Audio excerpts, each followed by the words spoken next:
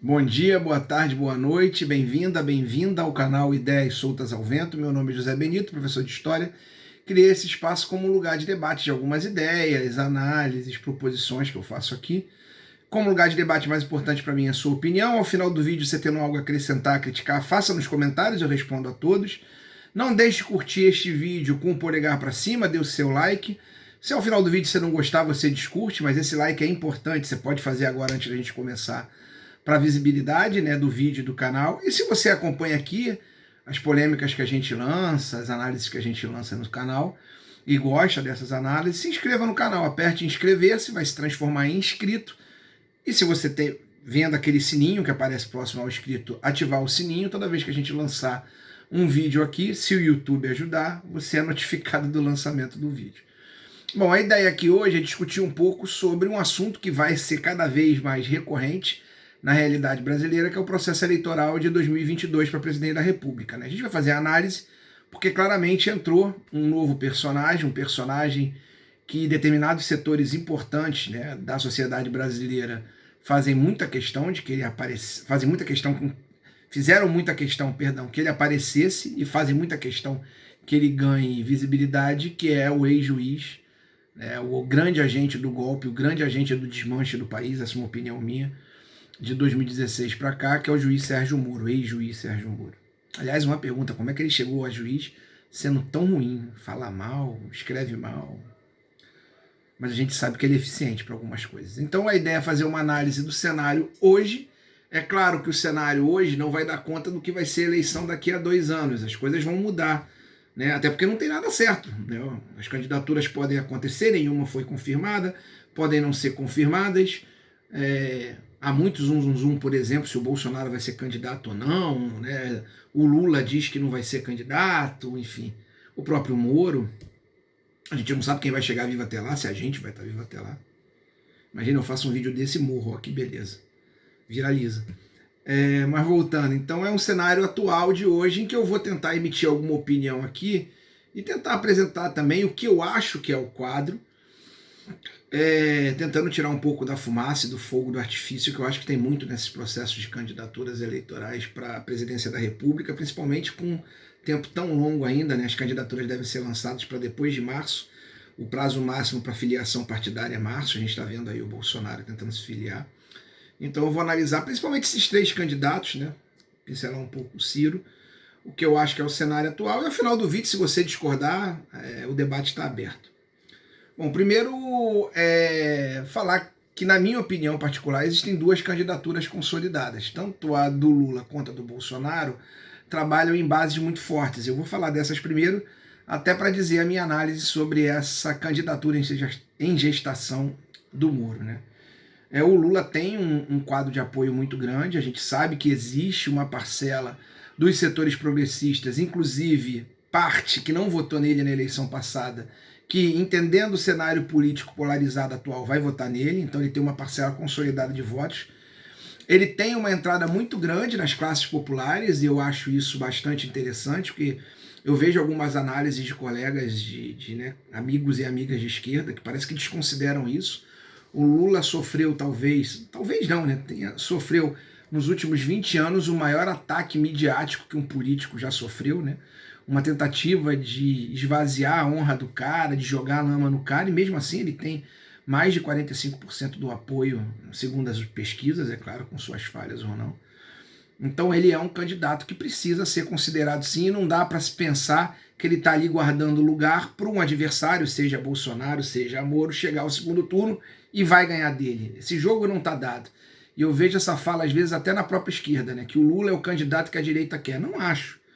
Alguém que tenha 40 e tantos por cento, tendendo a 50%, consolidado, depois de toda uma política de desmanche a sua imagem, que não colou, ou seja, a gente vê em setores da população uma, eu diria, inteligente, pragmaticamente inteligente, saudade de uma época em que a vida era melhor, não se pode negar que economicamente nos governos do PT a vida era melhor, acho que nem o Bolsonaro nega isso. Então você tem esse pragmatismo, tem a figura do Lula, que é simbólica, a gente tem visto aí essa semana o tour na Europa, né? Não dá para se negar a figura dele, a construção da imagem de um ex-operário que chegou a presidente da República, que lutou pela democracia, independente dos seus defeitos. E para quem é de esquerda, por exemplo, a maior parte dos defeitos do Lula não foram aqueles que derrubaram o governo do PT. A maior parte dos defeitos do Lula foi ele não ter, para quem é progressista, de esquerda, né, radicalizado ainda mais na pauta de esquerda, mas enfim. Esse PT que foi atacado, achincalhado, que caiu, e aí é importante a gente dizer por que o PT caiu, por que a Dilma caiu, porque não radicalizou na velocidade que esse mundo ultraliberal que a gente vive, pós-crise de 2008, é um mundo, eu já falei aqui em alguns vídeos, onde a luta de classe está muito aflorada, e infelizmente apenas as elites parecem se dar conta disso. As elites se dão conta e querem velocidade na rapina dos recursos que existem para ela, em detrimento do povo, mesmo que isso custe a vida do povo. Então, esse avançar do grande capital, das elites econômicas do mundo, particularmente do Brasil, sobre os recursos que existem no país, é que derrubou o Lula. A questão do pré-sal, a questão do modelo de partilha do pré-sal que não desagradou o grande capital que investe no petróleo. Hoje o próprio Lula diz isso, depois do Lulinha Paz Amor ter feito concessões até em exagero ao capital. Mas esse é o candidato, que não é o candidato preferido do capital, mas que governou durante anos de acordo com aquilo que o capital, com o modelo que o capital considerou lucrativo. Então o Lula não é um inimigo do capital, ele não é o amigo favorito nesse momento do capital, longe disso. Por isso, a candidatura dele causa, principalmente na elite econômica, na plutocracia brasileira, que é muito mais atrasada, que é muito mais, na minha visão, suscetível ao ideário colonial, quase escravista ou escravista. Para essa elite o Lula não é o ideal, e essa visita dele ao exterior, consolidando essa imagem de líder, do comandante de uma época de ouro economicamente, do ex-operário que chegou a presidente, é uma tentativa de restabelecer os laços, e aí alguns colegas e algumas colegas gostam muito do Lula, me perdoem, mas restabelecer os laços principalmente com o grande capital internacional, menos raivoso que o brasileiro. O Lula não está lá de bobeira, está conversando com os agentes políticos que são vinculados, ainda que com viés mais progressista, a esse capital. Ele está restabelecendo pontes e está nesse processo de consolidação da imagem de líder, de estadista, que quando comparada com Bolsonaro é uma goleada de lavada. Então eu acho que não se dá para ter esse pensamento. Às vezes a gente sente isso muito aqui pelo ambiente polarizado e pela gritaria que a direita faz, que o Lula é um candidato fora do baralho. Não, ele está no segundo turno, apesar de todo o desmanche a sua imagem que foi tentado, inclusive por esse juiz que, para mim, lameou o trabalho da justiça, que é o Sérgio Moro. Ou seja, ele está sendo ali, está recebendo a paga pelo trabalho sujo que ele fez na eleição de 2018, sendo o grande responsável pelo buraco que a gente está hoje. Não só pelo processo eleitoral, a gente vai falar um pouco dele, mas ele, enquanto juiz, pela destruição de boa parte do capital nacional, da estrutura nacional, enfim. Esse sujeito é candidato. Num país sério, ele estaria sendo julgado, pelo menos, por crime contra a justiça, né? Por peculato, não, porque a priori não se tem dinheiro, né? Mas no mínimo por desídia, por desinteresse, por advocacia administrativa, enfim, tem várias questões aí que a gente pode colocar o Moro, mas vamos deixar o Moro para depois. Voltando para o Lula, é um candidato fortíssimo e eu acho que está no segundo turno e acho que tem chance de vitória. O que vai acontecer depois da vitória, se os acordos que ele vai fazer com o grande capital vão garantir a sua posse e um governo tranquilo, e aí tem uma escolha de Sofia, talvez os acordos com o grande capital para conseguir uma posse e um governo tranquilo signifiquem conquistas a menos ou até menos direitos para o povo, significa uma decepção para aqueles que acreditam mais piamente que o Lula é uma opção além daquilo que eu acredito, né? É uma opção além do democrata, do humanista. Tem gente que acredita que ele é uma opção à esquerda, talvez essa governabilidade seja mais uma vez garantida por um recuo na pauta social, na pauta econômica, mais à esquerda, mais progressista, inclusive na pauta de direitos, que é tão atacada por Bolsonaro. A gente está vivendo aí a Semana da Consciência Negra e a gente tem, infelizmente, um pequeno exemplo de todo o caldo de ódio, de todo o caldo de inconsciência da necessidade de se discutir as pautas identitárias, de se discutir toda uma lógica de país que precisa prestar contas com seu passado, e precisa, para aqueles que foram atingidos, atacados, é preciso que seja dado o tratamento justo e a restituição justa de seus direitos e de possibilidade de vida. Então esse é o Lula. O Bolsonaro também é uma visão muito troncha da galera que fica aí nessa questão da terceira via, né?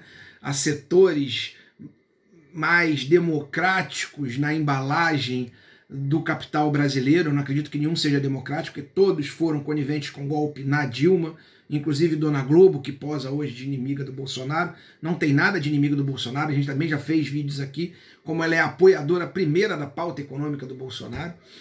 Então esses setores que têm mais constrangimento com o Bolsonaro talvez queiram uma direita, ultradireita mais soft no tratamento, mas tão radical quanto na retirada de direitos do povo, que estão apoiando nesse primeiro momento o Moro e mostrando o Moro como uma alternativa do Bolsonaro. E aí eu acho que não é. O Bolsonaro ele é muito forte dentro daqueles que se identificam com ele. A gente também já fez vídeos aqui da questão do Bolsonaro como espelho de uma geração frustrada, de uma geração que não consegue fazer análise de quanto o sistema é prejudicial para ela, de quanto o sistema não cria oportunidades, de quanto a vida de margarina que eles sonham, que essa geração sonha, não vão alcançar, e essa galera frustrada começa a colocar a culpa nos outros, né? A culpa é dos comunistas, a culpa é dos negros que têm tido muito direito, a culpa é das mulheres, a culpa é das feministas, a culpa... Esse caldo de ódio, esse ambiente de frustração, o Bolsonaro é o espelho e vai estar com o Bolsonaro até o final. Ele não vai para o Moro porque esse caldo, esse bolsonarismo do cercadinho, que é maior do que a gente imagina, e aí eu tenho uma visão pessimista, eu acho que ele é maior do que as pesquisas identificam, porque tem muito frustrado silencioso. Basta você perceber os sinais nos seus colegas de trabalho, em alguns colegas de trabalho, em alguns vizinhos, né? Esse bolsonarismo ressentido, ele tem a força de ser repicado com as fake news na rede social e com boa parte de ambientes de socialização, como algumas igrejas são radicalmente defensoras do Bolsonaro. Então o Bolsonaro tem um núcleo duro muito grande que não migra para o Moro, porque entende que o Moro é um traidor do projeto bolsonarista. Por linhas tortas, descobrem o básico. O Moro é um carreirista que coloca os interesses individuais à frente de qualquer projeto político, inclusive à frente de qualquer projeto de país. Vamos ter claro que o Moro foi agente, para muita gente, e eu tendo a acreditar nisso, agente de interesses externos dos Estados Unidos no Brasil. As reuniões que ele manteve com os serviços de inteligência americanos enquanto ele era ministro da Justiça, a mim me soam muito estranhas. Então acho que o Bolsonaro tem um percentual de voto maior do que as pesquisas apontam, e o cenário é Lula e Bolsonaro no segundo turno, essa disputa entre o ódio e a civilização, onde claramente, aí é meu pessimismo, as pautas de esquerda, as pautas mais urgentes e necessárias serão apenas pinceladas se o forem. Mas a gente está tão carente de civilização, né, contra a barbárie, que está valendo. E, por fim, o Moro, né? O Moro, ele tá pintando com essa voz toda agora, porque ele é o candidato, claramente foi incensado como candidato possível de uma direita nacional mais, digamos assim, que limpa a boca com guardanapo, mais limpinha, né? Que não come leite de moça com pão na mesa, sem nada. É uma galera que agora foi artífice do golpe, que apoiou o Temer, que apoiou o desmanche do Estado brasileiro, que apoiou Bolsonaro, que chegou ao cúmulo de dizer que Bolsonaro e Lula e Bolsonaro e Haddad era uma escolha difícil.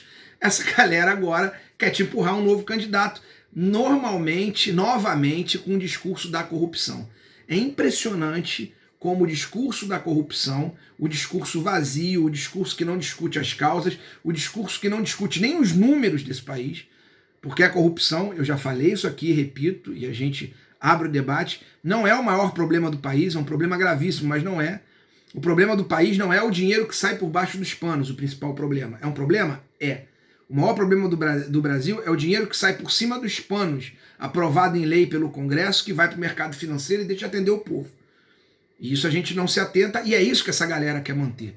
Seja com o Moro, se não der com o Moro, eles vão embarcar no Bolsonaro. O Moro precisa atrair para si, consolidar como candidato os votos do Bolsonaro. Eu acho muito difícil porque o Moro, além de tudo, né, da fragilidade moral, de não ser um cara confiável para essa galera bolsonarista, ele é muito fraco falando, e por mais que ele faça aula de fonoaudiologia, por mais que ele tenha o Bial, né, a tentar fazer um poema com ele, é muito difícil o Moro se classificar. Mas é o candidato que dá a essa parte do capital cínica, golpista, que apoiou o Bolsonaro, a ideia de ter um candidato light no trato. Aliás, comparado com o Bolsonaro, qualquer coisa é light no trato, até um pitbull abandonado na rua, mas ainda radical na pauta econômica, e eu diria, se não pior, né, mas claramente pior do que Bolsonaro na questão de atender interesses estrangeiros, mas claramente do mesmo nível do que o atual governo, para ignorar os interesses da população brasileira, os interesses nacionais, frente aos interesses do grande capital. Então a gente tem dois candidatos do grande capital aí. Tem outros, tem Ciro, você pode dizer, mas a grande questão hoje que tentam empurrar a goela abaixo, a Rede Globo à frente, né, esse capital nacional mais republicano, eu não acho que seja republicano, porque apoiou todos os golpes contra governos minimamente progressistas nesse país, desde antes de 64, tudo que seja progressista, e aí um sentido bem amplo, né, de progressismo, tudo que signifique vantagem do povo, essa gente é contra, mas esses pseudo-elite econômica republicana, pseudo-elite econômica, elite republicana, elite econômica, perdão, pseudo-republicana, tá aí tentando lançar o Moro, vai jogar, vai ter peso, o Moro vai aparecer, é claro, como ele vai ter muita mídia, muita imprensa, a gente vai ficar assustado, mas eu acho que o quadro hoje é Bolsonaro e Lula, não tem terceira via, e infelizmente, como eu tenho dito aqui nos vídeos, com a esquerda, o campo progressista, considerado de forma ampla, perdendo a batalha ideológica. A batalha ideológica tem sido ganha dia a dia por um ultraliberalismo que está principalmente em Bolsonaro, mas também está em Moro, frustrado, de gente que, apesar de não ter nada, ser da classe trabalhadora, não se reconhece como trabalhador, se sente frustrado, não reconhece que o sistema está em crise, acha que é o escolhido de Deus, e esse debate é apropriado e é apresentado melhor pela direita do que a gente da esquerda, por mais que a nossa pauta, por mais que a pauta progressista seja muito melhor, ainda mais num momento de barbárie como esse. Então essa é a minha opinião, estou colocando aqui para debate. Se você discordar, se você concordar, vá nos comentários, vamos desdobrar isso aí, até porque falta muito tempo para a eleição e daqui a pouco esse vídeo aqui pode se tornar já defasado. Mas deixe aí o seu comentário, deixe o seu like e vamos para o debate. Valeu, até a próxima.